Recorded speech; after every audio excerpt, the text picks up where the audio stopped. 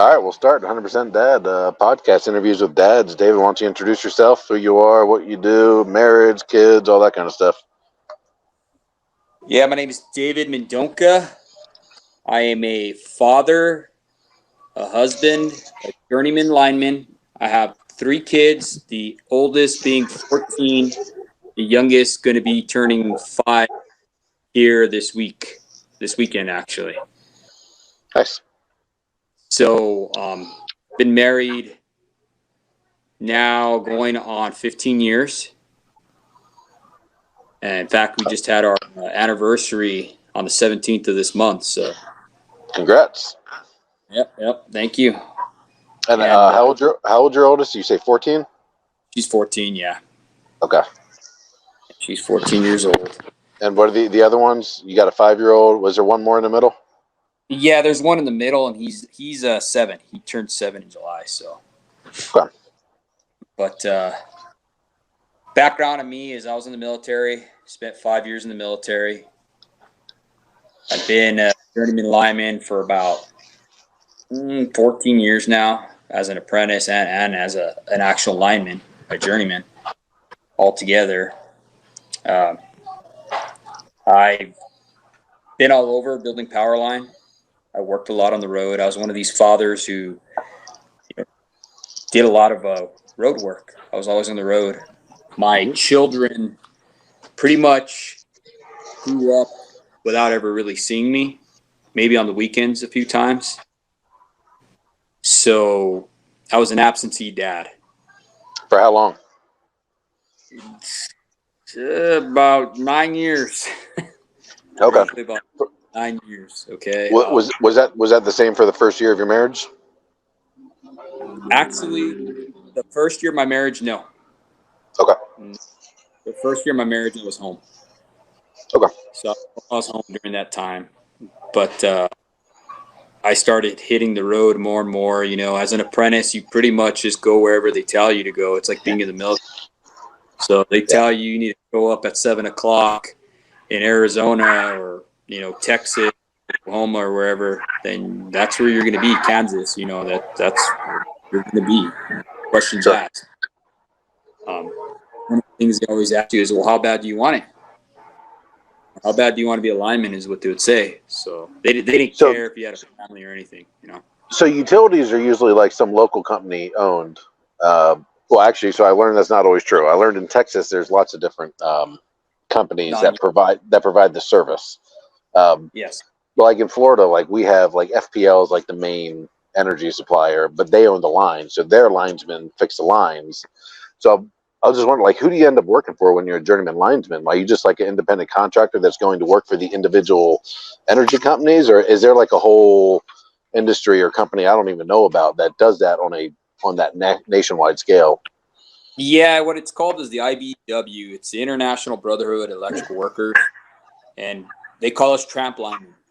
So we travel where the work is. We're outside construction. We're the baddest of the bad. We do all the work the utilities can't do.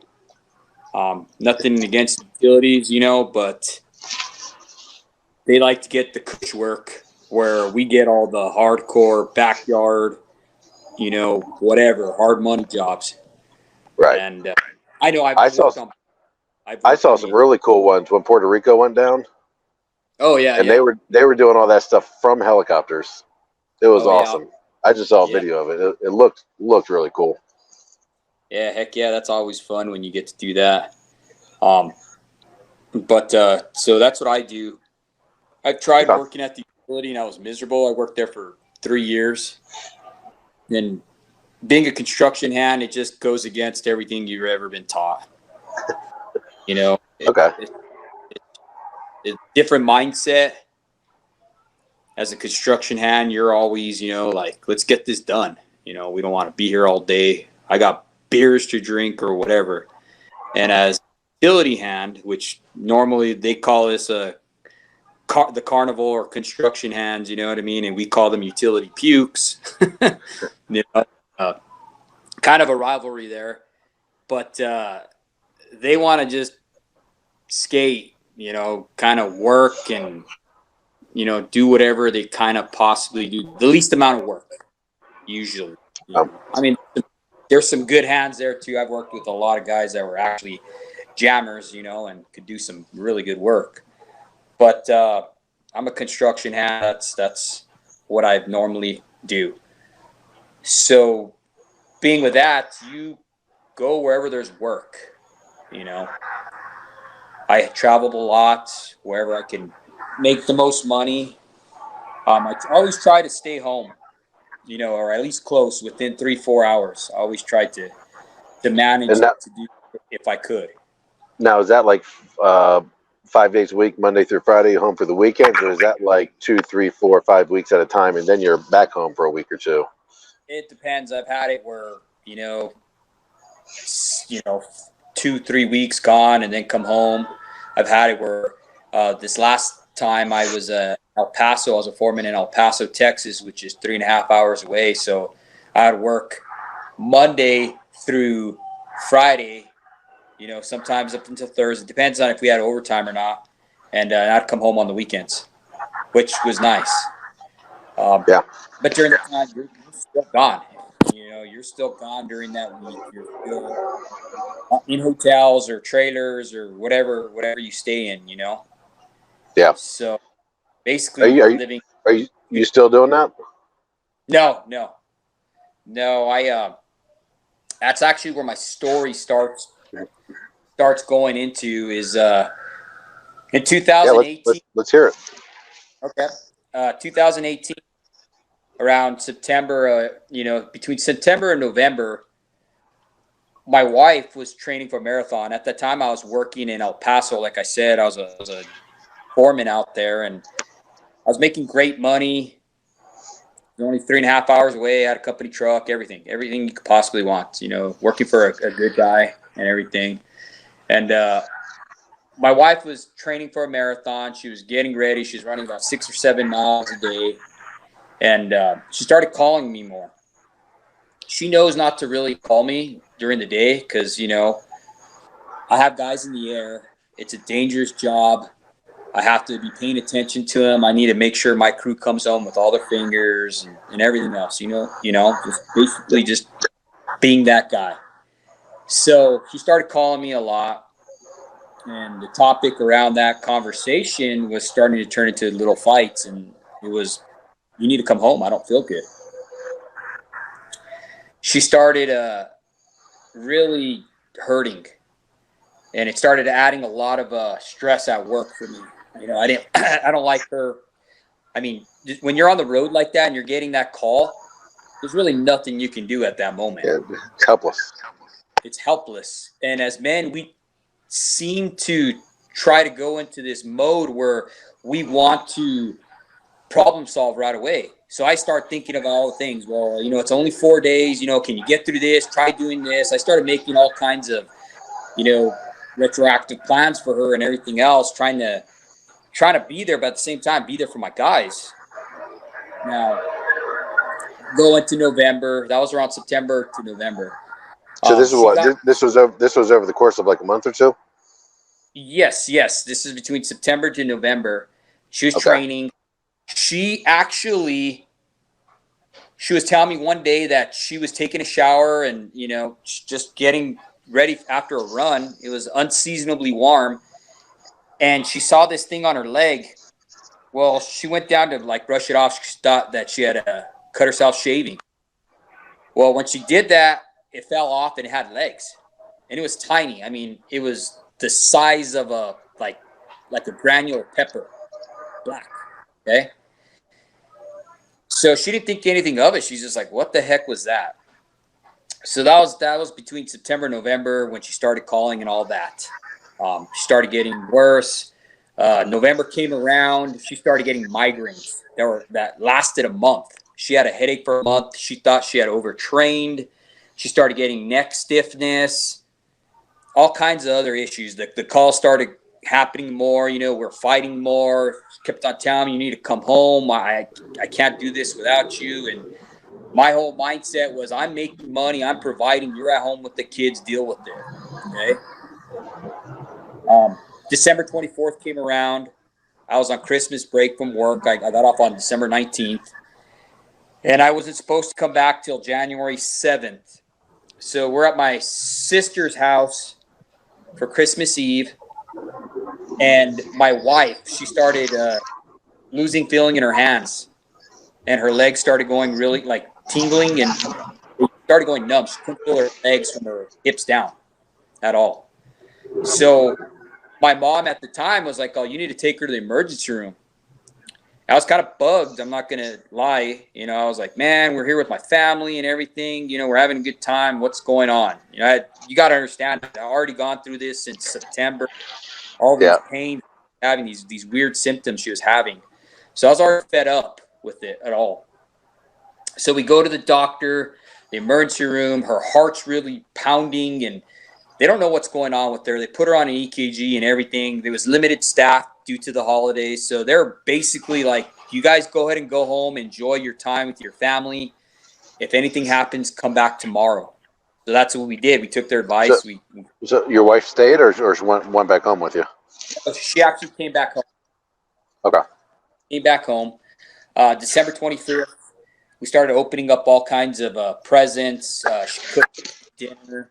I'm with the kids, and she starts getting really dizzy.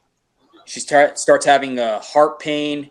Her vision was blurred. She had numbness and tingling.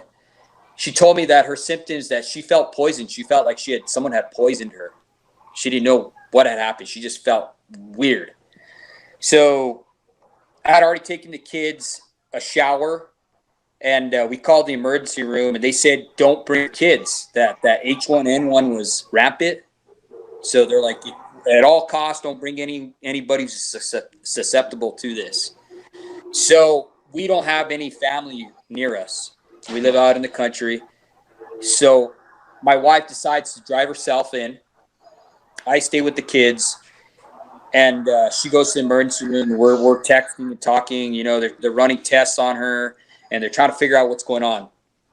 Well, I get a call at 3 a.m. from a nurse saying that my wife's heart stopped, and they had to intubate her. Can't imagine the thoughts I was having at that time. Okay. Sure. The nurse when she told me, my heart dropped. I couldn't believe it. I didn't know what to do. I didn't know where to go. The kids were in bed. It's 3 a.m. It's, I have one pant leg on, one off, because I'm thinking I got to go in there. I'm thinking of leaving the kids here with my daughter. I'm trying to call people. No one answers. The nurse tells me that they revived her and that they're going to keep her overnight. And just to I would hope so. Yeah, right. So I stayed home that night, and the plan was to get up the next morning and then go in there and visit her, see what was going on, take my kids to go meet my sister or something, because she's the closest person to us. And that whole night I just laid in the bed just thinking, God, why me? Why my wife? She's in the prime of her life. She's 6 years younger than me. I'm thinking, man, how am I going to do this if she passes on? How am I going to take care of 3 kids? I don't even know the first thing about taking care of kids. I've never had to. So it starts going into this big old deep spiral while I'm in bed thinking of all the things that I'm going to have to do, which is pretty selfish now that you think about it. Here my wife's heart stopped, and I'm thinking about what I'm going to do. Poor me. Well, it's a reality. It's a reality. Yeah, exactly. But you don't realize that until later on. Hindsight's 20. So she's in there in the ER. Fast forward January 1st, she gets sick again. She comes out of the hospital and she gets sick again. Same symptoms. She's feeling like she's poisoned.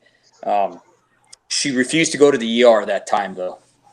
She had inconclusive test results, so she's like, what for? They don't even believe me anyway. So she was laying in bed during that time, and she told me that she was just having thoughts of death. You know, she thought she was going to die. And she kept on asking God to spare her. She got a thought, you know, just a small voice in her head just kept telling her, Lime, Lime. Just a little thought, you know, came to her. And she kept on passing it off, passing it off. Well, we kept getting all kinds of tests and stuff like that on her. And finally, the doctor's like, you need to take her to the Mayo Clinic. We don't know what's going on. We've done all kinds of tests on her, and we can't figure this out. It's something beyond us. So she asked the doctor to test for Lyme. And the doctor's like, well, we've tested for everything, so why not? Let's give it a shot. So she got tested for Lyme, and immediately that next Monday they called us, and they're like, the Center of Disease Control wants to talk to your wife. She needs to come in immediately. We got to start treatment. She's tested positive for Lyme. She has a positive test. So they immediately started the treatment, which is it's 3 weeks according to the CDC. And it got her really sick. I mean, it was an extensive treatment of antibiotic rounds. I mean, taking anywhere from just 6 to 10 pills a day. I mean, just of antibiotics. And that's a 3-week protocol that they have. So she started getting really, really weak. She couldn't get out of bed. She couldn't see. She was very fatigued. She couldn't lift her arms. She couldn't even go to the bathroom. She stopped eating on me. So I'd have to feed her. I had to force feed her. I was supposed to be going back to work out of state again on the 7th of January. So the whole entire time I'm dealing with my wife, I'm dealing with my kids, and I'm wondering, how the hell am I going to go back to work? What am I going to do? So I called my boss at the time, and I tell him, hey, I don't know what's going on with my wife. I can't go back to work yet. And being that it's construction, it's not a utility, he's like, I can't keep your job for you. Sure. You got to work. You know, get your wife better. I can't keep your job for you, though, which is understandable. So he let me go. So I didn't have any income coming in at all during that time. And thank God I had saved a lot of money and stuff like that. But I had to be forced to be home because I couldn't go nowhere. There's no one to take care of my wife. Like I said, Sure. she's pretty much bedridden. We started seeking after people that were Lyme doctors, because after that 3-week process they put her through, that's it. They don't do anything else. It's just a 3-week protocol. If you got rid of it, you got rid of it. If not, we don't know what to do. So she started seeking accredited Lyme doctors, and it just so happened that one of the more sought after ones is here in New Mexico. She retired and she lives in Taos, New Mexico. So we found her, and my wife started going through these extreme, very expensive treatments. And it was a horrible result. My wife, instead of taking the treatment slowly and progressing with it, my wife was trying to get rid of it because she was tired of feeling like hell, So she developed a mast cell defect where she became allergic to all foods, chemicals, and that's where she started wasting away. She lost like 35 pounds. She couldn't eat. She couldn't even be in her house. Any kind of smell or anything like that it was horrible. Yeah. So during that whole entire time, God's really doing this work on me and myself. I felt extremely helpless. I couldn't buy my wife's health, no matter how much money I had made. No amount of money will ever buy someone's health. And my relationship with my kids was estranged. I mean, they were like kind of freaking out that Dad had been home this long. My daughter was kind of like rebelling against me. My baby he didn't really know me. Sure. My middle son was just kind of like who's this guy? That's a whole lot of stressors going on at one time. Oh, dude, I'm surprised I don't have white hair, bro. Honestly. But we had no income coming in. I was forced to be at home. But when I hit that low is when the restoration started happening. That's when I started to see that I wasn't celebrated at the home. I was just tolerated.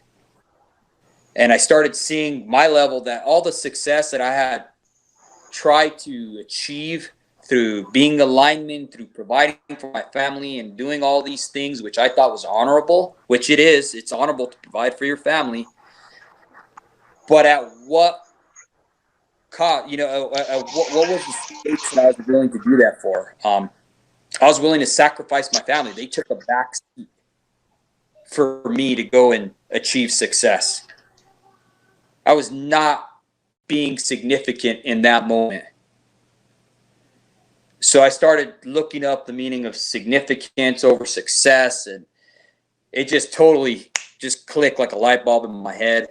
I started seeing that I needed to be there. I started to see that I needed to lead, I needed to love, I needed to be loyal. I needed to look after my family.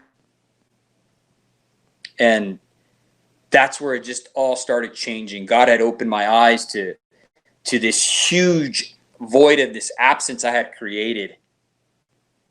He started helping me to re-engage with my family.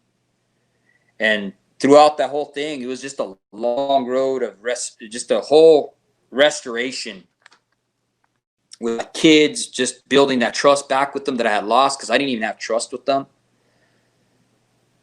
And he just used that to just build that trust again with them. So now that I'm home, I'm able to see that, their grades are better. They're acting better. They're not fighting as much. It's just a big impact that a father has in a child's life. My daughter has more confidence. She's playing varsity tennis. And it's just amazing just to see night and day. That ability of self-reflection is actually pretty impressive and probably a pretty rare skill to be able to see that in the moment and do something about it, as opposed to most people kind of, woe is me, live their life, just kind of deal with it is what it is. And then 20 years later, they're reflecting on the fact that, man, they're failing. And this is how they, probably could have fixed it. So to be able to recognize that in the midst of it is it's a pretty impressive skill. Man, I always say that sometimes God, I'm so hard-headed, sometimes he needs to hit me in the head just to get my attention. He really. What faith are you? I'm a born-again believer. I believe in Jesus Christ. I'm Christian. Oh, so which denomination? I'm non-denominational. Okay, cool. Yeah, non-denominational. I just believe in Jesus Christ. I don't really believe in religion per se, but I do have a relationship with Jesus Christ. Good. Just being through something like that, there is a God. You know what I mean? So I can't deny him, and I'll never deny him. But as a result, how's she doing? What's that? Oh, go ahead and continue. I was going to ask how she was doing, but go ahead and continue. Oh, yeah. No, she's doing a lot better. She's about 95%. We still deal with some quirks here and there that we're working on. That, if I remember it, Lyme's lifelong, right? Like it's manageable, but she has to be taking meds lifelong. Yeah, we're believing that she's not going to be one of those. She's going to be a success, Okay. There have been some people that don't have any relapses to it at all. Yeah. I didn't know that. But then there's some people that have been totally decapacitated by it and have been in wheelchairs. So It just depends on how you treat it, what you're treating it with. She became an expert in herbals and stuff like that. There's some herbals that she's taking now that are 10 times better for the human being. Just andrographis is just one of them. I mean, it's super powerful antibiotic, and it's an herbal. Say it one more time. Andrographis. Angelographis. Andrographis. Andrographis. Never heard of it. Super strong. I believe they put it like they make it into like a tea and they put it in the rice in like Asia and stuff like that during the flu season. It's really helpful for during the flu and stuff like that. In fact, a lot of people, it was kind of scary because my wife takes it because, obviously what she's going through. But during this whole COVID, people started finding out that this is an actual medicine that actually will kill it. And they're sold out. We couldn't find it anywhere. Yeah. And she actually has a prescription for it. She gets these prescriptions that are written up for pharmaceutical grade herbals. Okay, they're non-standardized or standardized or something like that. She could tell you more about that. I'm not really familiar with all jargon, but I mean, they really, really helped her. I mean, tremendously compared to the 20-some pills she was taking a day of antibiotics that nearly took her life. That was insane. It had destroyed every single good bacteria that she had in her gut, and that is not good at all. Nope. So, out of a result of all this self-realization that I had, and being able to just look at myself in the mirror and see what a failure I became as a father, as a husband, my children started to embrace a lifestyle of generosity. Just me being at home, they started seeing that I was being generous with my time and self-sacrificing and just using opportunities to really show them consistency in areas that I was lacking in, showing them love, just being really consistent. I think that's one of the number one things as a father we can do. If we tell them something, we better do it, and be consistent at it. Practice makes perfect. And I started putting that into play, I never wanted them to think of me any less than what they had thought of me at that time. So again, incredible self-recognition of that in the moment, which most guys just put their head down and kind of grind through those times and can't assess in that way. But you eventually had to get back to work somehow. So yeah. You can't not work forever. Well, most people can't not work forever. I actually took a job here locally as a lineman. One of my good friends at the time, he started his own line construction business, union, and I was fortunate enough to be able to work at home with him. Oh, really? While this whole process of my wife starting to rebuild her life and starting to rebuild her health and stuff like that, I was actually home. He was very generous. There were certain days where I had to be home, and he would pay me for that. He was just like, you know what, dude, we know your wife's in a bad way. Go take care of her. So that's he nice. was, he was extremely generous at that. Can't thank him enough. No longer work with the guy, but during that time, he really helped us out. He was generous, and I hope that his generosity will bear fruit in his life in other areas. Oh, it will.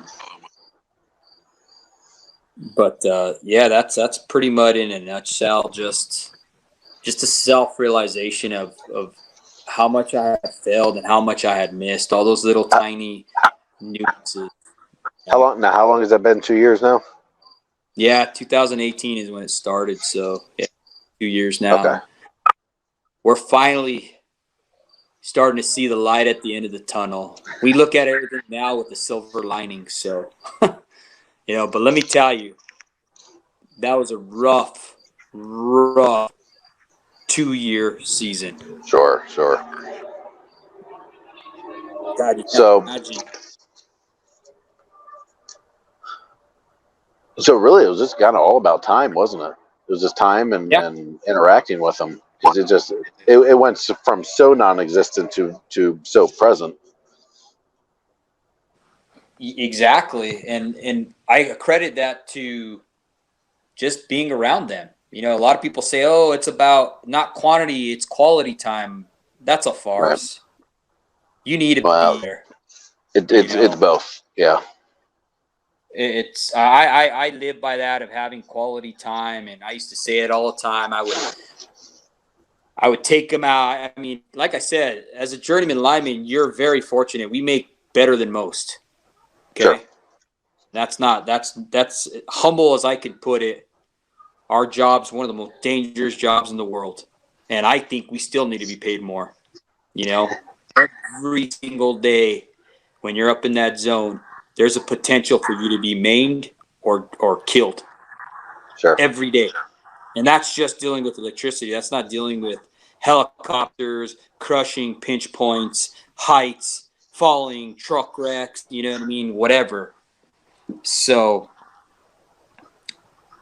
So at any it point in the previous 12 years of having a kid, was there any point where you were kind of realizing that your relationship with them is not good, that there's not a lot of respect happening, or does it kind of go above your head?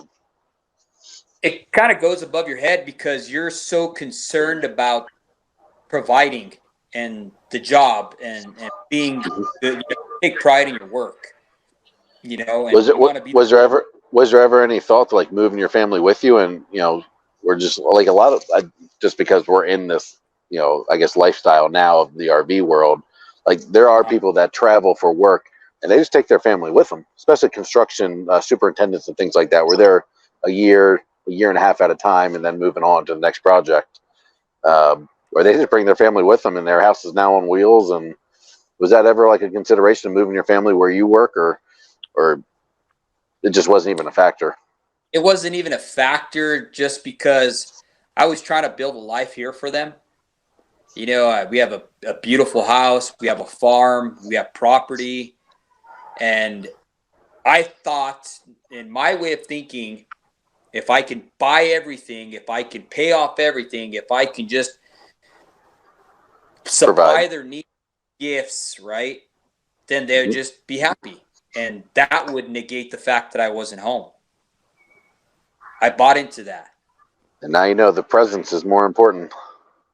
Presence is more important, bro. Absolutely, because man, without that father there, that leader there to really show them to what a servant is, to be able to see them serving their mother the way I did, you know, bathing her, feeding her. They never saw that before. Sure. All they knew was just a dad to come home and, you know, yell and cuss and whatever, you know what I mean? Let's go, hurry up, you know, in lineman mode. You know, my kids even started yelling at their other kids at school. You know, you suck, or you know, who showed Sure. you that? You know, they started, you know. That heavy-handed military personality. Yeah, exactly.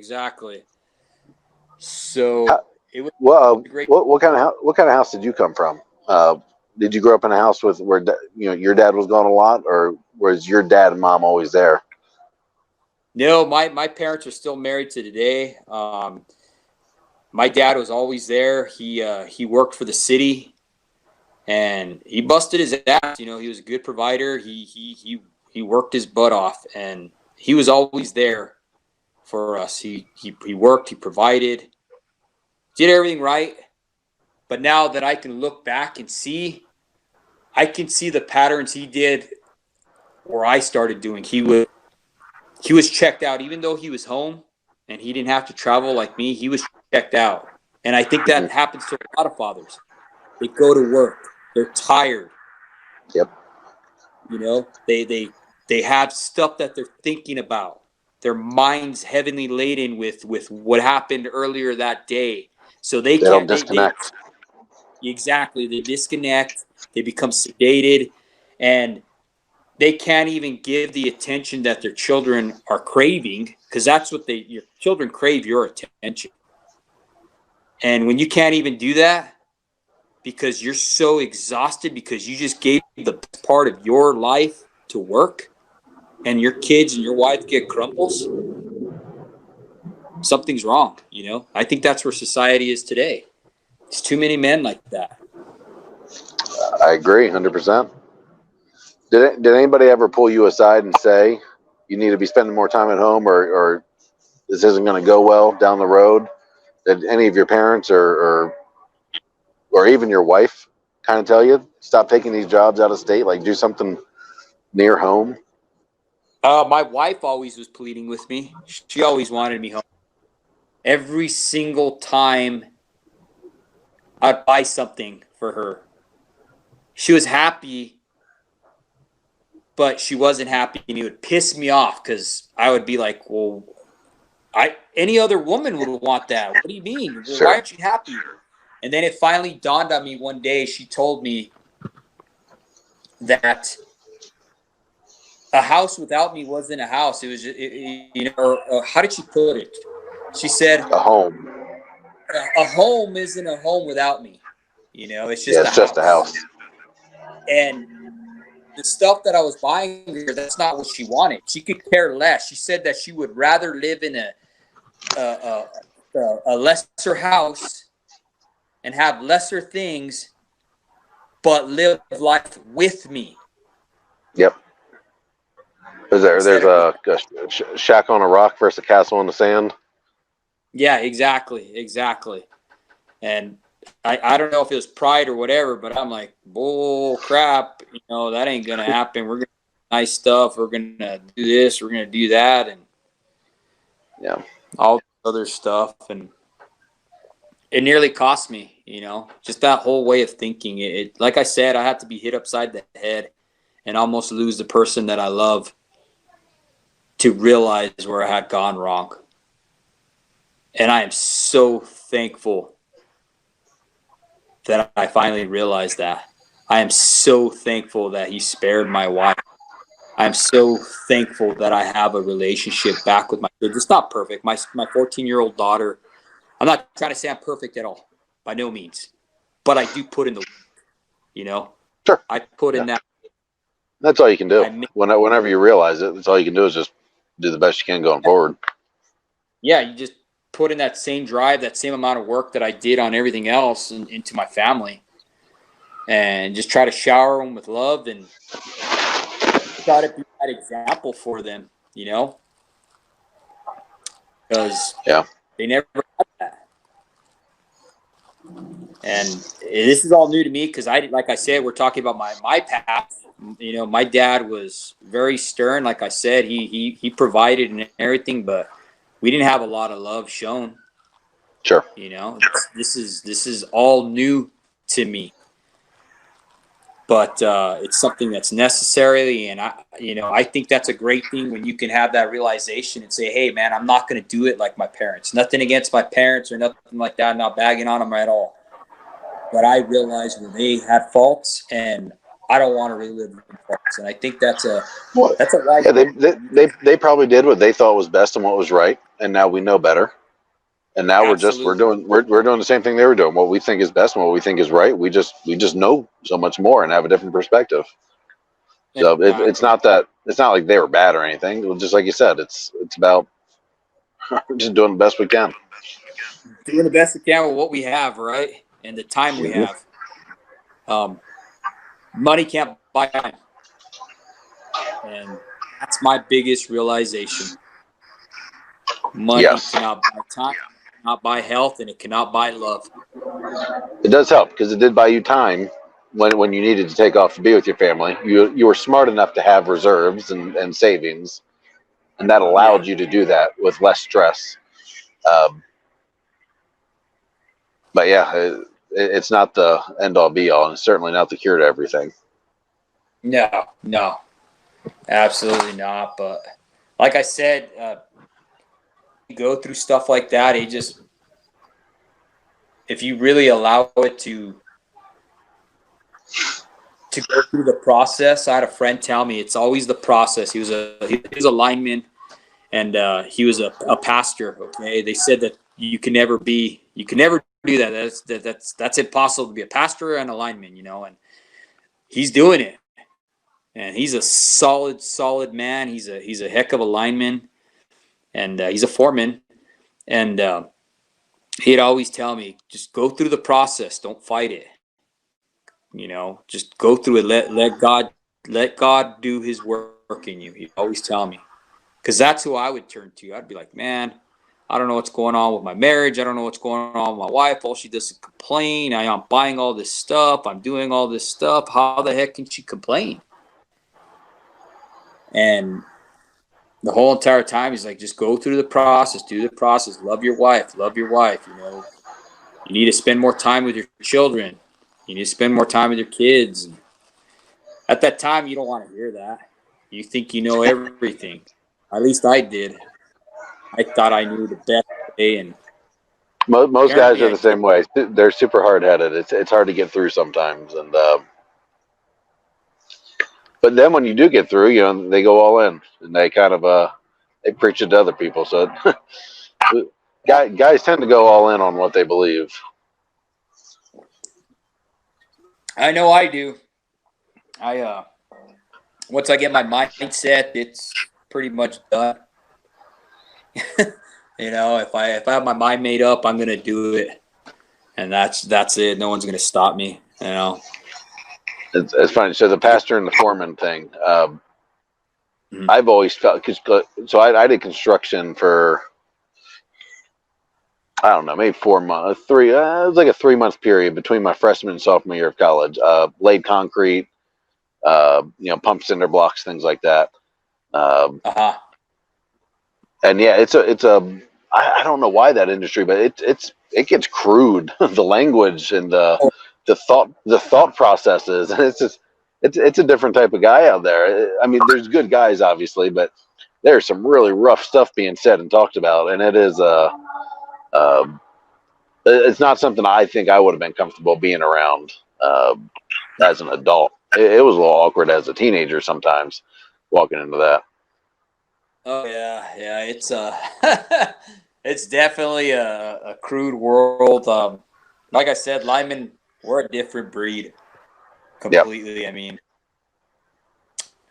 some of the old linemen I used to work with used to tell stories about how they would go to a new town or whatever. They're building the big job, big line, and they'd rent a room, and since they couldn't have like a adjoining suite, they'd tell the groundman to go grab the chainsaw, and they'd cut the freaking wall down in between the two rooms just so they could be together and party. I mean, these guys were crazy. Yeah, sounds like it. I mean, I've never met. I mean, I've worked. I was a combat medic in the military, so I've met with some hard dudes and worked with them and been in the presence of some really great men. But when it comes down to some linemen, some of the old school linemen that I grew up with, gosh, I don't know, man. I don't know who's the hard bunch, bro. Honestly, because them dudes, they worked hard, they partied hard, and they took pride in their work, and there was nothing they couldn't do. Nothing. Yeah, different breed. Yeah, definitely different breed. That's when they made linemen were made out of steel back then, and wire was made out of copper. And now it's reversed. So it was definitely a different breed back then, and I had the pleasure of working with all them old school guys and stuff like that, which was pretty awesome. But I'm just thankful now. I'm just blessed. I'm thankful that I'm at home finally, kids, and just doing the father thing. You know what I mean? Just being that role model, being that leader in the home now that was missing for so many years. So you've got a teenage daughter, 14. Yeah. So she's starting to enter the dating pool, I'm assuming. How are you handling that? No, she ain't dating nobody. What are the rules that have been set in place? She knows. She knows that there's no dating until she's 18. And she's awesome. I mean, my little daughter, she's really focused on being a veterinarian, so she's really into her studies, and she's been playing varsity tennis since she was in 7th grade. So, I mean, she's a badass in tennis. So she's really busy in between that, and then, like I said, we have a farm, so she takes care of all kinds of animals here, and that's pretty much how she likes to spend her time. You know, she enjoys being outside with the animals, and she's always wanted horses and stuff like that. I never wanted to get a horse. You know, I grew up with horses, and we traded those suckers in for ATVs because it's a lot easier to feed a ATV gas than it is to be, feeding them bills. So we traded our horses. But like I said, she's just really focused on her academics and stuff like that. That's not going to last forever. I know. But if I could postpone it, All right. I'm trying to be an example for her. I heard it once said that a daughter's first love is her father. With that being said, every man that she judges, she's going to compare it to her father. Oh, sure. So that's let me get into this story real quick. That's one of the reasons why I stopped drinking. I haven't drank in over probably about 12 years now. I used to drink a lot. And my wife, when I'd come home, right, I would jam down a couple of shooters of Maker's Mark because I love bourbon. Yep. So I'd down some Maker's Mark. For whatever reason, Shiner Bock tastes better in Texas, so I'd get a 6-pack of Shiner in Texas on the way home. Never even heard of that. You ever heard of Shiner Bock? Nope. Oh wow, it's a really good beer. I don't drink anymore, but I highly recommend it. Okay. But I'd be jamming them down. I'd get home, and my wife would always have a 6-pack of Shiner Bock here for me. I didn't want her to know I was drinking and driving, so I would come in the back. I'd run into the refrigerator, trying to avoid her, and I'd pop a top and act like I had, that was the first beer that I had. Little did she know I'd already had 2 miniatures and a 6-pack and driving, Yeah. 5 hours. So, one time I'm outside, I'm with my Traeger, I'm smoking some meats and whatever, and the neighbor, there's 15 acres that is behind us, and it's all alfalfa fields, okay? Real nice. And he comes over and he has a 5-gallon bucket. And he's like, "Are these yours?" And I look, and it's filled with miniatures of Maker's Mark. And my wife knows I like that. She looks at me, and she just shakes her head. She puts it down. And I'm like, no, I don't know where they came from, So that goes on, and she comes up and she's like, I'm not trying to tell you what to do. I'll never do that. She's like, but you do realize that when you come home smelling like alcohol, your daughter, that's registering that smell. She's becoming okay with that smell. She's recognizing that smell on your breath. Are you okay if she marries a man that she's comfortable and already smells like that? So are you okay with that? And she left that, and I was like, why did you have to tell me that? And I had already tried to stop drinking. My cycle was drinking or tobacco. So when I got off drinking, I would chew tobacco when I was a hellion, you know what I mean? And that was like my cycle. I'd drink or tobacco, drink or tobacco, drink or tobacco. One vice or the other? Yeah, exactly. So I stopped drinking completely once she told me that. And I had tried all kinds of other stuff. And, man, she told me that, and it was like a sword splitting my heart in half. And I just thought about it. I'm like, wow, I wouldn't want my daughter with some asshole who smells like alcohol and all this other Sure. stuff, you know. What example am I setting, you know? So I completely stopped cold turkey. And then a few years later, I was able to kick the tobacco vice, and I don't do anything now. You know, That's other than pretty impressive willpower. That gum. like I said, brother, whatever I put my mind to, there ain't nothing I can't do. You know? I Yeah. think that's a military thing or whatever, but once I set my mind and make it up, it's done And you pretty much. you didn't swap it out for another vice, right? You just cut it. I just cut it out completely. Because a lot of guys, they'll be able to cut out something like that, but then they get fixated on something else, and there becomes Yeah. another addiction or another obsession. You know, it could have been work. Honestly, I think that's No, probably why yeah, I started doing a lot. Started working. So I mean, it could have been work. I mean, I would come home and even relax at the house. I was outside putting up a fence, stretching fences, you name it.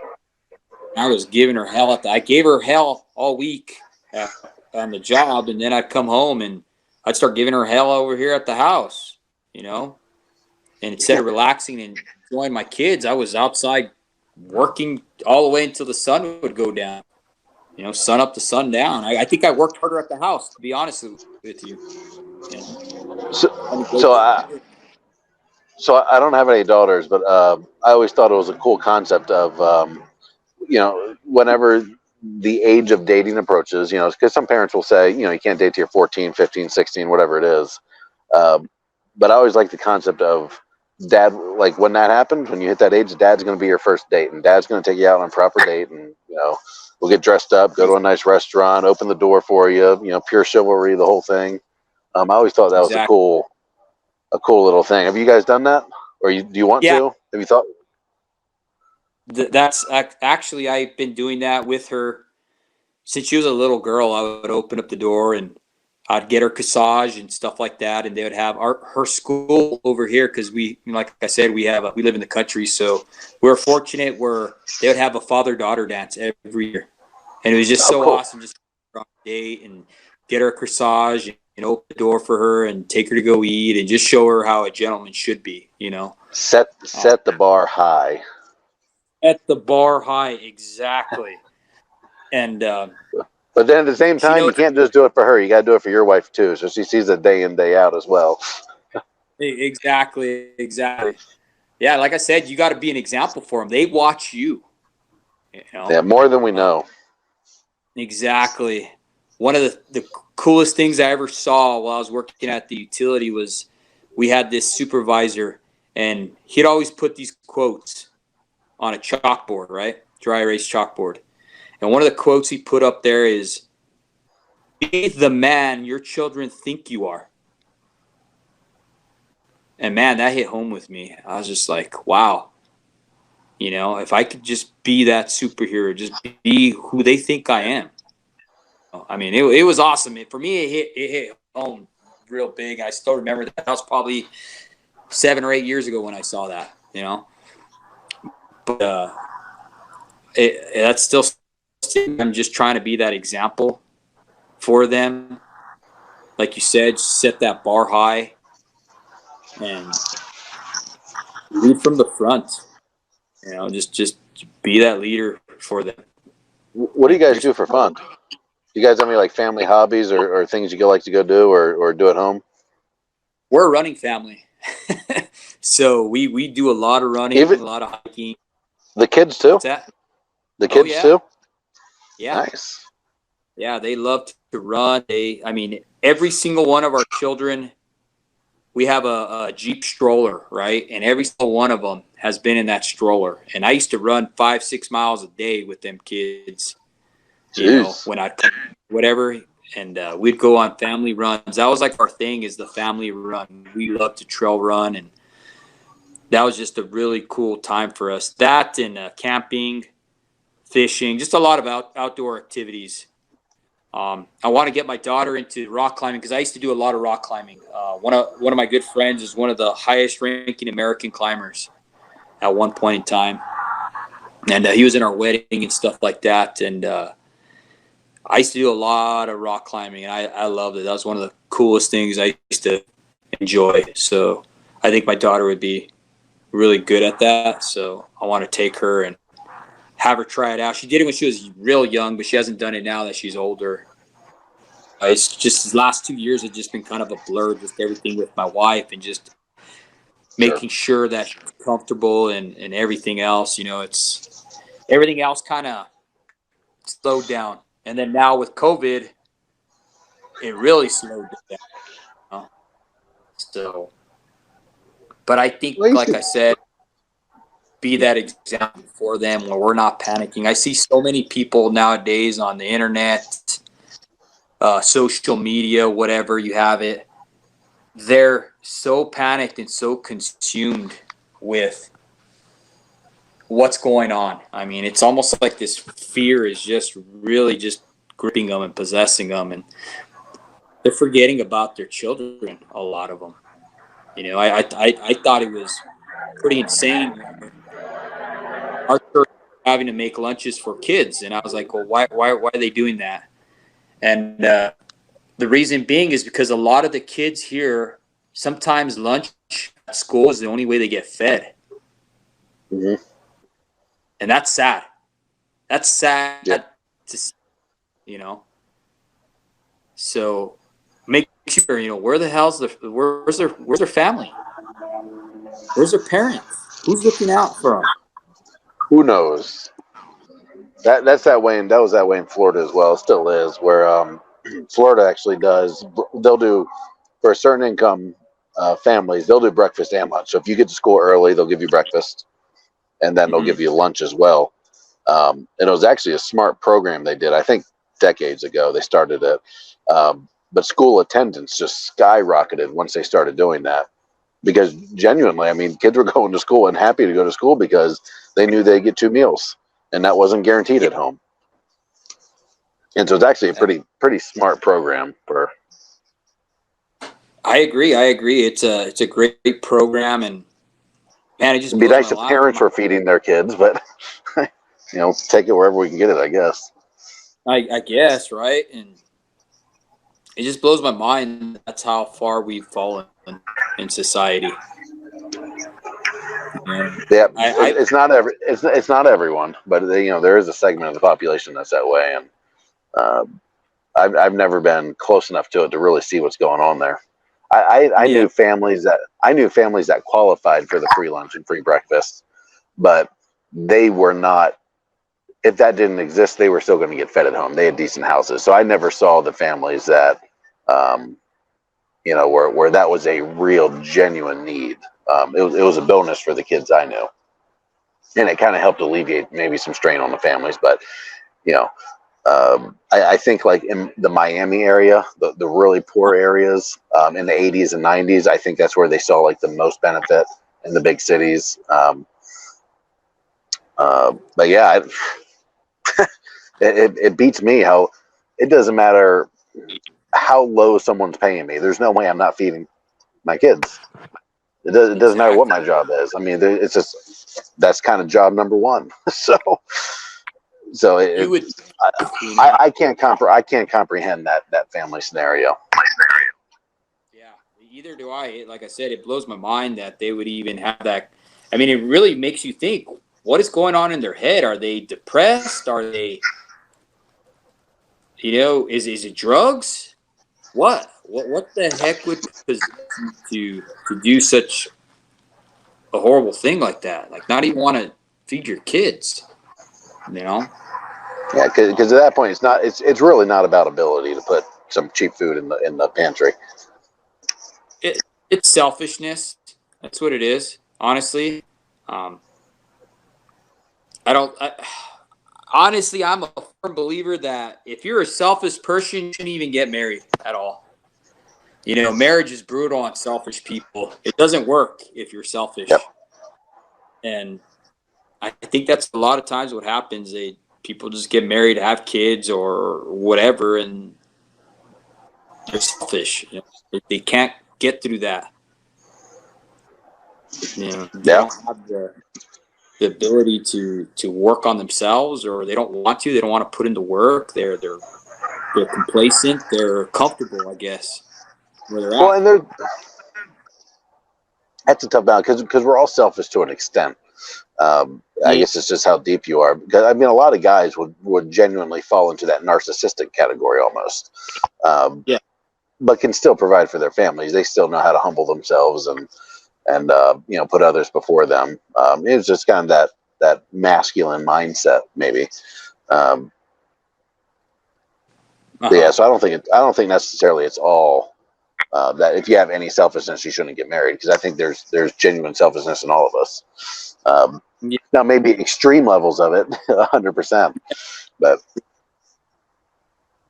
What do you think? Let me ask you a question. What do you think is going on with society now, like that you see, as far as like with the family and stuff? are we talking about current events, or are we talking about just as a general? Just as a general, just society with the I, family, and do you think it's I think back or? I think I'm an optimist. I genuinely think it's shifting for the better. Um, Okay. it's not ever going to be 100% there. I think it's impossible. I think families nowadays are a lot better off than they were 20 years ago. I think there's more families uh, trying to hold the family together. I think we're coming from generations that saw a lot of divorce and saw a lot of just a lot of crap in the home, and are Hmm. almost rebelling against that. In the same way, like um, I just completely forgot some good example. Remember how everyone had like a really nice room that you weren't allowed to go into as a kid Yeah. because it was all the nice stuff. The carpet was super nice. You just weren't allowed to Yeah. walk into it. Did you notice the generation after that did not have Uh, those rooms, and they only had playrooms because they grew up kind of like, well, that sucks. This is stupid. And so when they became adults, they definitely don't have that room. Instead, they went the opposite way, and they created playrooms for their kids and yeah. playrooms for themselves. And they don't have that nice little fine china area that everyone's got to stay out of. Um, Yeah. so we kind of rebel the other way, and I think we're on a swing just based on what I'm seeing. I'm talking to families based on what I see on social media. There is a lot of push to keep the family together. There's a lot of intent to raise kids better. Um, there's a lot of intent to have better marriages. It's not 100% by any means. There's still a Yeah. lot of work that needs to be done, but um, I think dads got crapped on for a long time and were the butt of the joke, and society kind of pushed them to the side. And I'm starting to see a big, and maybe Uh because huh. I'm in the space now, I'm starting to see a big rebellion and push back against that, where dad is stepping back up and leading the family, where dad is kind of regaining that masculine presence, and masculinity is coming back and becoming, hate to say it, but it's becoming trendy. Um, so I think we're starting to swing back the other way. Um, not even near 100% there, but um, Yeah. but I'm also an optimist looking at it. So I'm trying Yeah. not No, to look at the bad sides. that's yeah, exactly. No, I'm glad you are. That's awesome for you to see the good in everything. That really is. I mean, especially these days where everywhere you look, it seems like marriage is under attack. Whether it be mainstream media or uh, the liberal laws. Mhm. Uh, But I'm also seeing the pushback against that now, to where it yeah, was quiet. It was a lot quieter before. yeah, exactly. Um, I think it's kind of crazy that, according to what I've read, they say that the average family in America, right, it has 2.3 children per couple. Okay, that's what we need to sustain our population. Okay, that's what we're doing right now in America. Okay, according to what I read, Italy, Germany, Japan, the Netherlands aren't having enough children to replace themselves. Mhm. And they blame it on this feminist movement that's abounding, where women lose their inclination for childbearing. They've bought into this movement where they call it the atomistic age, where marriage loses its sacredness as it's frequently broken by divorce. Um, so they buy into this idea that, hey, I don't want to have kids. I don't, the world is a bad place, so I don't want to have children and stuff like that. And Sure. I'm chasing after a career and stuff like that. And I just thought it was kind of interesting that 2.3 children is what it takes just to sustain your population. Well, yeah, because you have two people, mom, dad, so that's two. Yeah. So if you have two, your population is going to remain even. You have to have more than two to grow. If you have, there's a great movie, an old movie, I think now, called Idiocracy. It's a stupid movie, but it's on that it's on a slightly different premise of that lower income people, less smart people tend to have a whole lot more kids, and intelligent people, smart people have less kids. They have 1, 2 kids. So your doctors, your surgeons, your professors, things like that, just, they have neater lives and more control. So they have 1 or 2 kids. So they don't produce as much as lower income and less intelligent people. So the whole movie is like 200 years in the future, to where it's just a whole bunch of bumbling morons that are, covering in the planet. It's a really funny movie. It's probably 15 years old or so. Oh, wow. But there's a bit of reality to that. So. Yeah. Oh, yeah, exactly. I wanted to read a quote to you that I had, and I thought it was pretty interesting. It was in 1947 from a guy named Carl Zimmerman. Okay, he issued this report warning America that we were following Rome, Greece, Egypt, Babylon, and all the great civilizations of the world that fell from within. He then quoted that every society that becomes great on a conservative biblical mold. Doesn't matter if Christians or not. All became great when they had strong families and strong marriages. What do you think about that? Oh, it's 100%, and that's accurate. If you dig deep into some of that stuff, like the fall of the great empires of the world, I mean, you can see where, hopefully we hold it off for a while, but we're following the same trends. Exactly. I know one of them is sports obsession, where everything becomes about sports, and all of society kind of focuses on those things, less important things.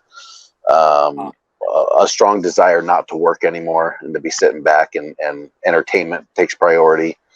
I forget what the other things are. It's been a long time since I looked at that, but depopulation, stuff like that. Yeah. Mm-hmm.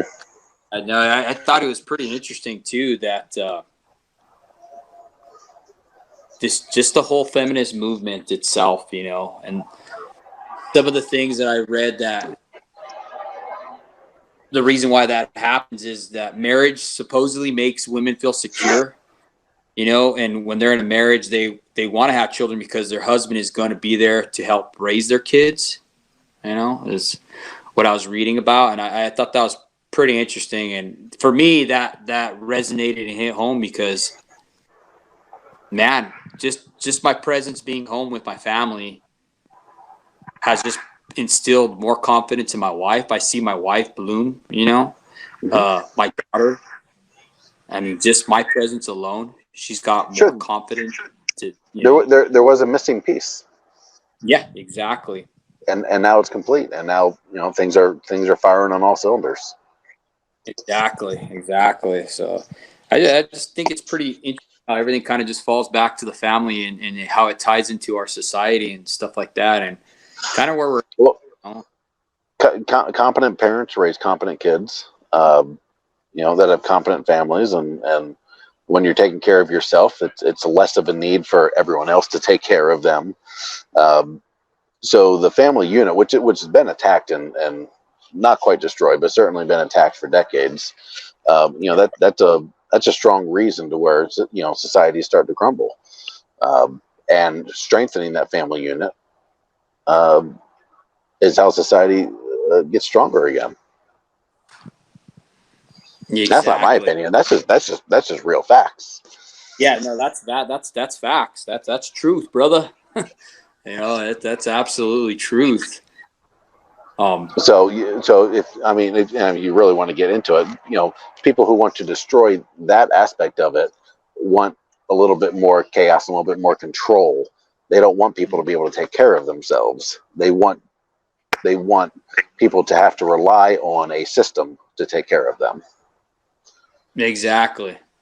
Which isn't good. Exactly. Which isn't good for everyone. No, it isn't. I was also starting to see too that society today is starting to push. Have you noticed with young men? You're starting to see a lot more young men who are pushed into the 30s are still living with their parents, still playing video games in their basement. That I blame the parents. What's that? I blame the parents. Yeah, That's exactly, 100% the exactly. parents' fault. That's parents not having confidence in their kids. That's them not being able to push them out and say, "Fly, birdie, fly." That's parents not raising them well enough to be independent and strong.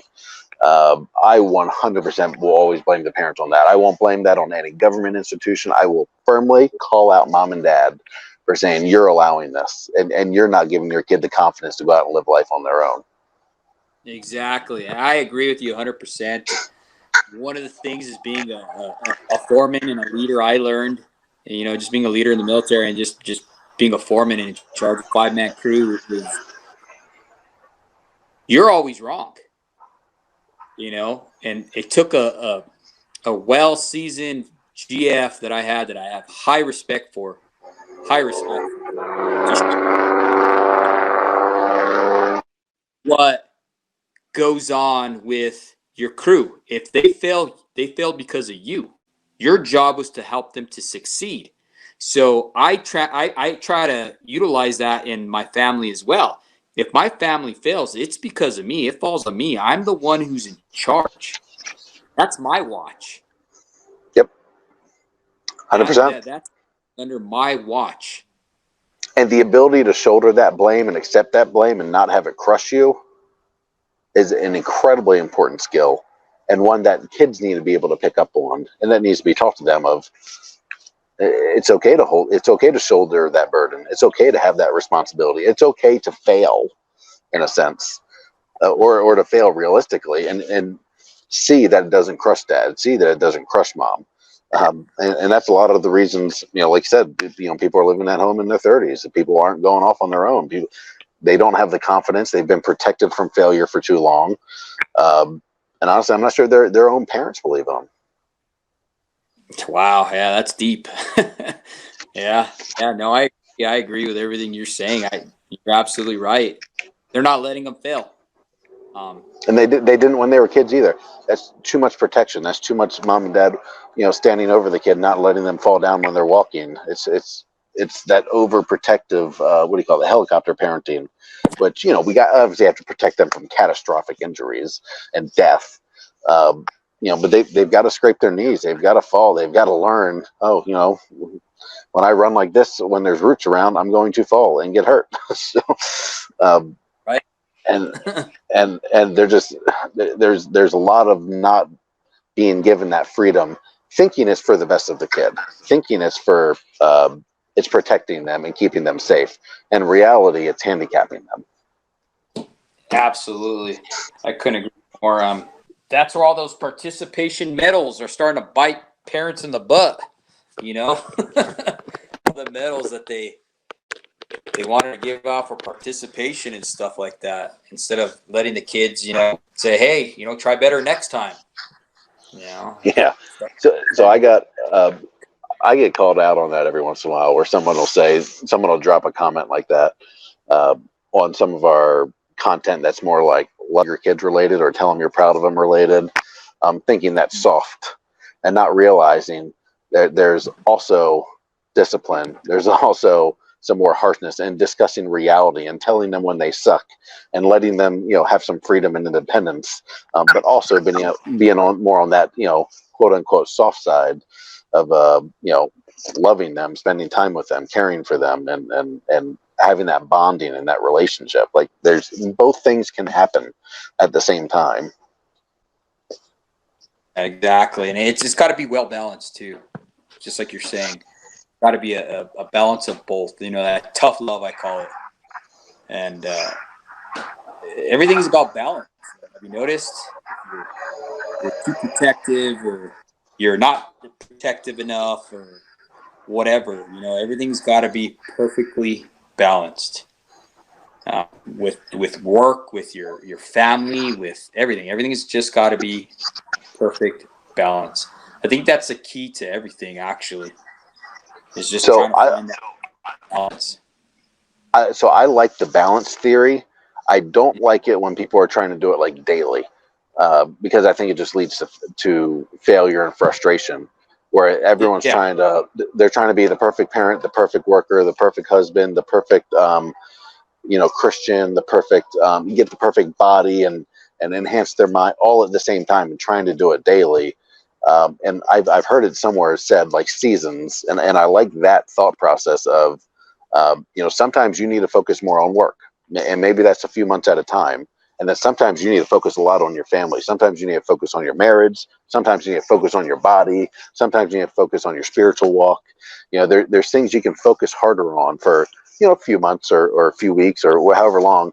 So I think that longer scope of balance over a year versus that daily balance. I think a lot of people get confused on that and are trying to do everything every day, and it's just I've never found that to be possible, because I was one of those who tried to do an hour of this, yeah, an hour of everything every day, and it never worked. yeah. No, I agree with you on that too. And you definitely gotta. I mean, that's why you always have another day, right?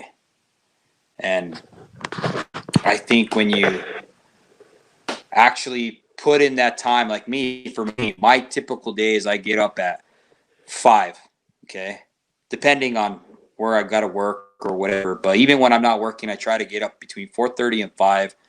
I spend that time reading my Bible. I need it. I'm not saying people need to do that or whatever, but for me, I need to, because if I don't get into that word, I'm a mess.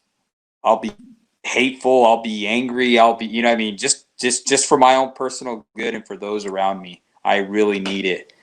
And I'll read it. I'll have my alone time. I'll pray. I'll, just spend time with God, just talking to him and letting him know what's on my heart. And then I'll start my day, whether it be working out or starting on chores or getting ready to go to work or whatever. And I really need that time though in the morning. That's my time. And it just it So my wife always did the same thing. She always got frustrated at me because I don't do that. Because I've tried a couple times where I get up early, just the first thing uh, I do in the morning for some reason can't be read the Bible. I'll go back to sleep. I just like my head just can't do it for some reason, and I've tried. I have to do that later in the day, or like I have to have a workout first or something like that. But she does it. She wakes right up and does a Bible study for like 45 minutes or 30 minutes, however long it is, and um, it puts me right back to sleep. So I've got to yeah. get coffee, and like I got to get my blood moving, or else I can't do that first thing in the morning. I don't know why. I know a lot of people have good results that way, but I've just never Yeah. been. I'm not programmed for that for some reason. Well, I never used to either. I used to just jump right into doing burpees or whatever just to get that blood flow because I would fall asleep as well. You start dozing off and you can't even remember what you're reading, and Yeah. you just get real comfortable and start doing your neck's almost breaking. Yep. But yeah, I've been able to do it now. Now that I've been really consistent with it, it's not even really a big deal. I just look forward to waking up and having my coffee. Especially now during this time, the fall. I love that pumpkin spice coffee, man. That's like if I. You just went down like 4 notches in my book. Oh, dude, it's so good. But hey, you gotta at least let me have that. I don't drink anything else. You're allowed to do whatever you want. But Nope. no, yeah, that's pretty much everything that goes on here and what I do, and it's pretty awesome. I've been getting a lot of calls, and one of the calls I had the other day, you know, was I get a lot of messages from men, actually, husbands, just asking simple questions. What can I do for this or that? And I finally had one from a wife who actually sent me a message. She wanted to know what she can do to how she can better communicate with her husband, right? And from what I understand is she was trying to bombard him with all kinds of questions right when he would get off work.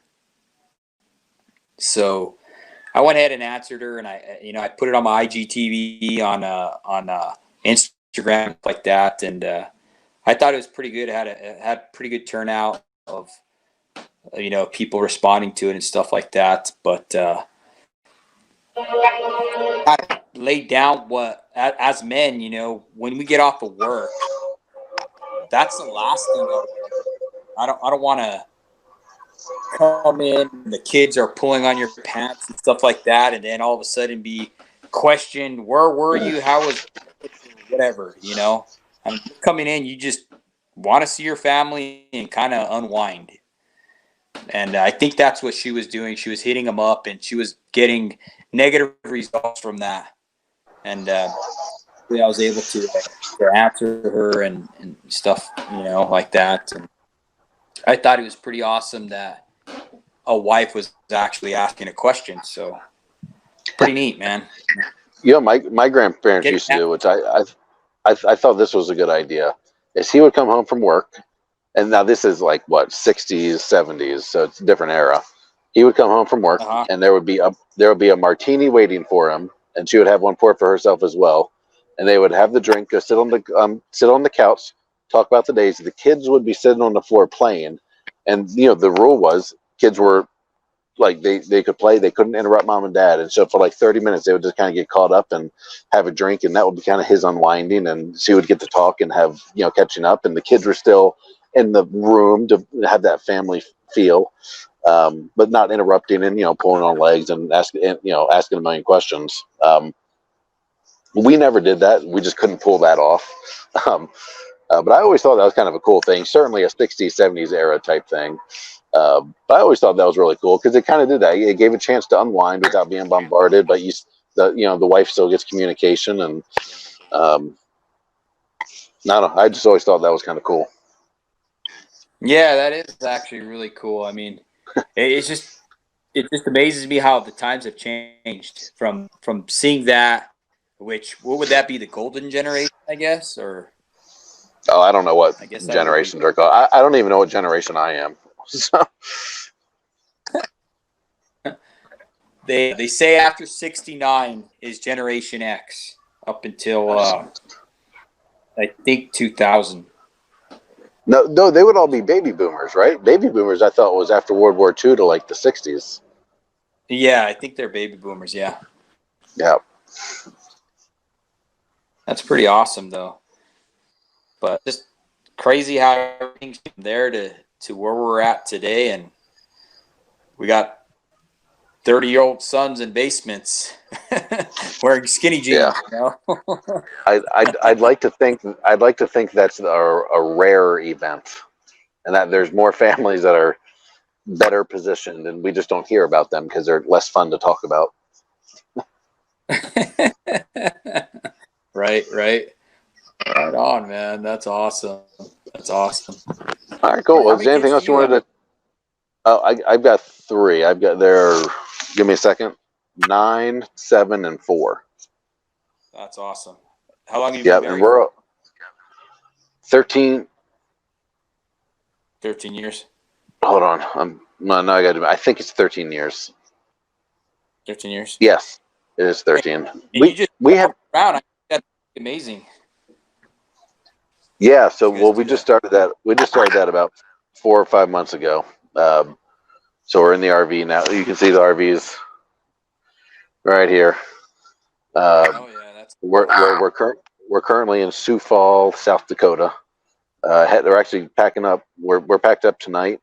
We're leaving in the morning, heading down. We're supposed to go to Omaha. We're going to spend a week in Omaha, but we have a friend in Kansas City, which is 3 hours south of Omaha, and we've already been there. and I guess we're going to go visit them. So we're driving 6 hours south to Kansas City, going to hang out there for a few days, then driving back up to Omaha to do like another 3 or 4 days. Then heading across to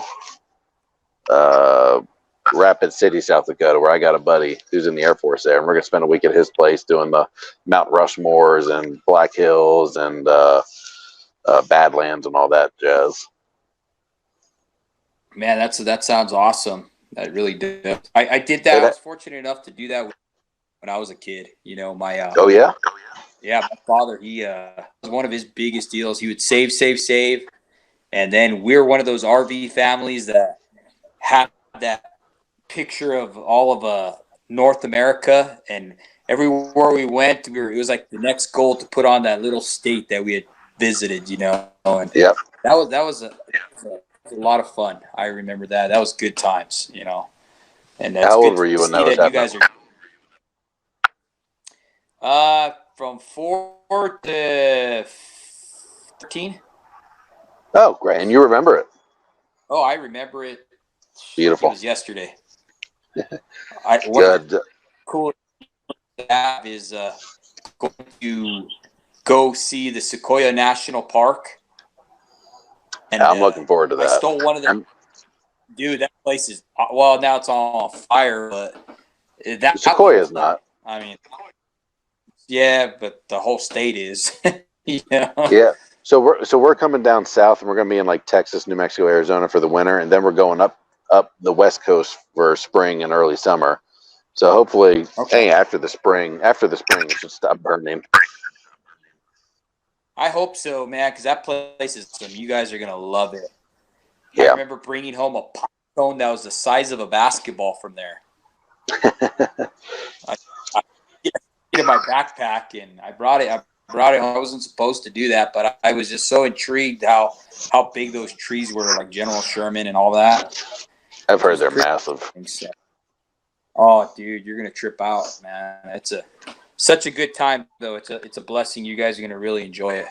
You know? Yeah, it's been a lot of fun so far. We are now in the mode of it's no longer a vacation. Like, this is life now. So it's gotten a little more real. We're like the first couple months we're like, oh, we're just camping every day. So it's starting to feel a little bit more like we're living this way, which is a good thing. I think we needed to hit that, but it's really been a lot of fun. I've never seen this side of the country. Okay. And it's pretty impressive. Oh yeah. Just wait till you start going and see the. Are you guys going to go to the Grand Tetons or anything like that? Jackson? Already been there. Yep. Yeah. So we came up. We went Florida, Georgia, Mississippi, Arkansas, Kansas, Missouri, Kansas. Did Colorado for a month. Then we went up into Utah for a couple weeks, Idaho for a few weeks. Did the Grand Tetons and Yellowstone. Did Wyoming. Then we went up to Montana, did Glacier and a whole bunch. Spent like 3 weeks in Montana, then 3 weeks in North Dakota, 3 weeks in Minnesota. Now we're in South Dakota. Wow. Yeah, we at least a lot of things I've never seen before. I never even heard of Glacier. Glacier's amazing. Yellowstone was awesome. Grand Tetons were awesome. Colorado was awesome. Even Kansas, which everyone says Kansas is boring. I've never seen that much farmland, and that's just like a huge, a huge cool thing to me. Yeah. I like tractors and farms. So. Yeah, no, it's awesome. I like Kansas. I have a lot of friends in Kansas, and tell you what, Texas ain't got nothing on them on barbecue. Kansas City barbecue is the best, dude. You guys got to hit that up. Yeah, we did. We got. There's a place called Q39. I think we went, and it was phenomenal. Now they tried to. This was back in April. We were there, and we're going back now. But the brisket. They were saying they were out of brisket. They like beef was in short supply. I'm like, this is like the height of COVID, like April or something. I'm like, I'm gonna pass 400,000 cattle in the 1 mile trip from the house to your restaurant. Like, would you like me to pick up a cow since there's a shortage? What do you mean? How can there be a beef brisket shortage in cattle country? I know, that's crazy, huh?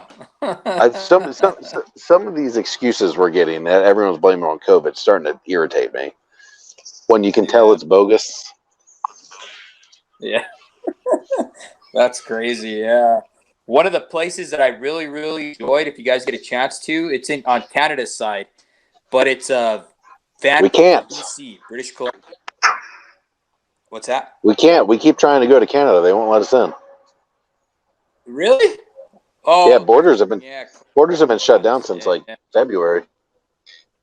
Yeah, that's right. I forgot. Yeah, that's crazy. Yeah, there's a place out there though called Chateau Lake Louise, and it's just amazing. I mean, so beautiful. Alberta, that was all beautiful too. Yeah, we were going to go to Banff when we were up by Banff. Glacier, so but Mm, couldn't get in. And our original trip was going up the East Coast, across Canada, and back into Michigan, and then doing the Midwest of the uh-huh. country. But COVID screwed that up. We were staying far away from the East Coast, so we head out to the center of the country, where there's less people and people are less crazy. And we Uh-huh. genuinely thought everything would be done by beginning of summer, and then we'd be free to do whatever. But it has not Jeez. been that way so far. It's still going on. Yeah, that's crazy, man. That sucks that it's like that. Well, here in New Mexico, we're one of the most locked down states there is, other than California. I mean, my kids still haven't even gone back to school yet. You know, they're still waiting on Oh, they're not even our doing new like virtual governor. school. They're doing virtual, but they're not doing the hybrid where you go in, like 2 days or whatever, and then 3 days at home. Our, Yeah, our kids are still on complete virtual, and that's hard on them. It really is. I yeah. can't even I, imagine that I will graduation. say, so we homeschool now, and we've done it for a couple of years. About 3-4 years now. Homeschooling seems so much easier than the virtual school. Like the amount of complaints I'm seeing about virtual school and how much time and how much frustration it's causing.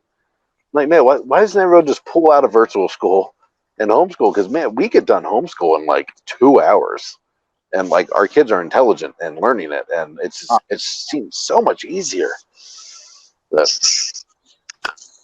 Yeah, that's what Because there have we're been a lot of thinking about. complaints about the virtual side. Oh, it sucks, bro. Especially like just some of the stuff that you got these teachers that are still old school where they would rather teach in person and they're just struggling. You could see their frustration on their faces with trying to keep the kids' attention and their Mhm. kids, their parents are on them, so the kids are yelling. You could hear them yelling, and the teachers pretty much patience on there, and it's frustrating. It's frustrating, and you see both sides. You see the frustration in the teacher, and then you see the frustration in the kids. So, what are you going to do, though? Pull them out. Yeah, homeschool. So But Florida's got a yeah, big homeschool community because everyone just wants to go to school for 2 hours and then surf for the next 6 hours. Um, and I realize the rest of the country is not like it, but we've got huge communities of support. Like our kids were more social in homeschool in Florida than I ever was in public school anywhere. It was insane. We do 2 hours of school, but they're hanging out with like 70, 80 homeschoolers doing. They go down to the beach, they go down like to hike trails and do like sports clubs and things like that. And man, oh they were 10 times as social as I ever was as a kid. wow, that's pretty cool. And I just don't know if That's that's unique to Florida, or if that's countrywide. oh, I don't know. That's weird. I never heard of that. You wouldn't think the opposite, but that's actually really cool. It's almost like they had their own tribe, huh? Where they could just all Oh, and tons of together. them. Like, and that was just the ones like we were associated with. There were like in our small town of St. Augustine, there were probably like 6 of them, and we were just in one of them. Oh, I mean, so it's really big, but and I always had that homeschool opinion of it's a whole bunch of like backwoods Mormons or things like that that are just they're weird and they have that like strange kid that's never going to function right in yeah, life, and um, yeah. it's highly the opposite. So Really? Wow. yeah, So yeah, because that's that stigma you'd think with homeschools is they're going to be like this, socially awkward kid because they weren't really, Nope. you know, 100% the opposite. integrated.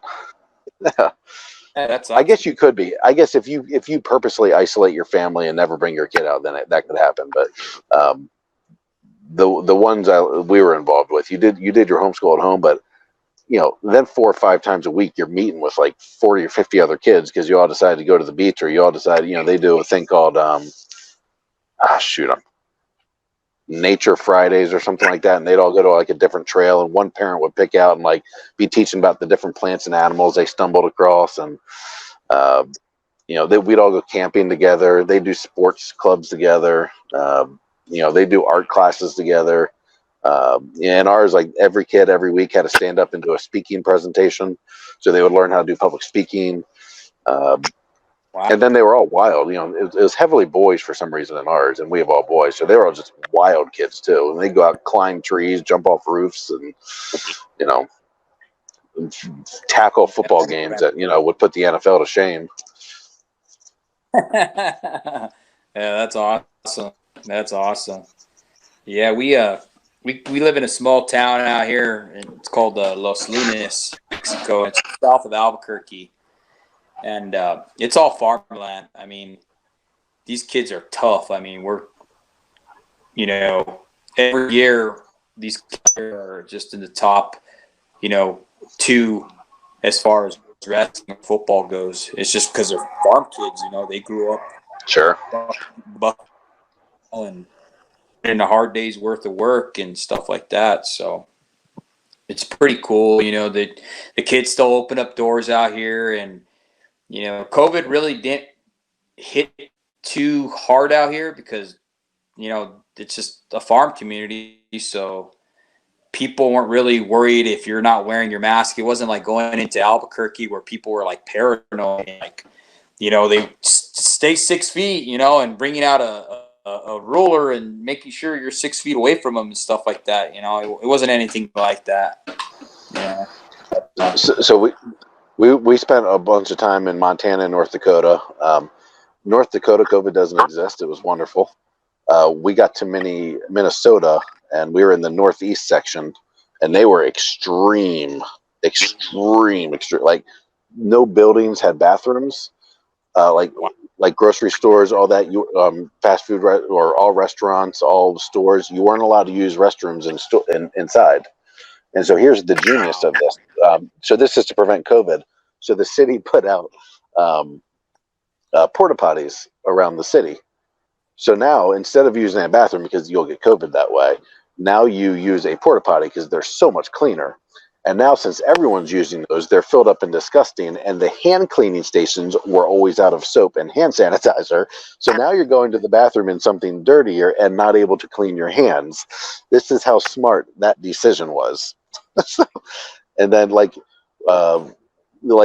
grocery shopping, going into restaurants, only one person in the family was allowed to go, and they would physically stop you. It was extreme up there. We spent most of our time like lost in the woods, hiking and on trails, which it was beautiful up there. Minneapolis was the same thing, super extreme. And then we're back in South Dakota where it just doesn't exist, and it's. Yeah. I like this normal feeling a lot better. Absolutely. Our norm here is going to church. Our church it's a mega church, and man, they totally fought the governor and everything, and they just remained open. And it's the only real place that is normal because no one wears masks there. The cops are there. They're not wearing any masks or anything like that. It's like the little bit of normalcy that we get in this crazy times is all based there, and it's kind of cool. And to this day, no one's, been affected with COVID or anything like that. So it kind of makes you wonder, what the heck's going on. But yeah, no, it's much more enjoyable this way. Yeah, exactly. Well, right on, brother. That was awesome. All right, is there anything else you wanted to touch on? Yeah. I think that's it. Cool. Appreciate it. Appreciate your time, man. And, you guys Absolutely. have fun and be safe there, brother. We're trying. Have a good one. Right on, brother. Have a good night. All right. See ya. Stay in touch.